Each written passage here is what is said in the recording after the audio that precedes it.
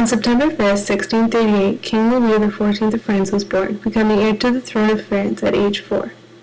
In 1660, he was married to Marie Therese of Spain. This marriage was designed to unite France and Spain. Shortly after, in 1661, Cardinal Mazarin died. Instead of finding a new chief minister, King Louis appointed himself. From then on, he used a small group of nobles to help him rule. The family was excluded from politics. Thus began the glory years of Louis's reign. In this time, he invested in his love for science, architecture, and most importantly, art. One of the most glorious examples is the Palace of Versailles, used after World War I in the signing of the Treaty of Versailles. And so King Louis became known as the Sun King and was loved by women throughout Europe. With this came many illegitimate children. To fix this problem, King Louis declared all his children legitimate, and all were treated equally as princes and princesses.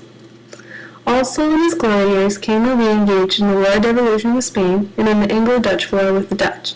Both wars were successful for France. All of these things combined, France was doing well until the beginning of King Louis's decline. A major cause of his decline was that he wished for the practice of the Catholic faith only.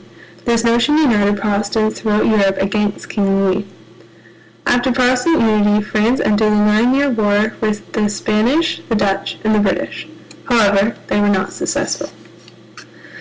After losing favor, King Louis went away with his new bride, Madame de Maintenon, where they lived quietly until his death on September 1st, 1715. So, why do we care? King Louis brought the idea of absolutism, meaning one ruler, one law, one faith.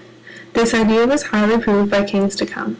He also built up French art and culture so that it was admired by the world. Lastly, he started out as a strong king and continued this power for 72 years, known as the Sun King, making him a model for future kings. Created using Powtoon.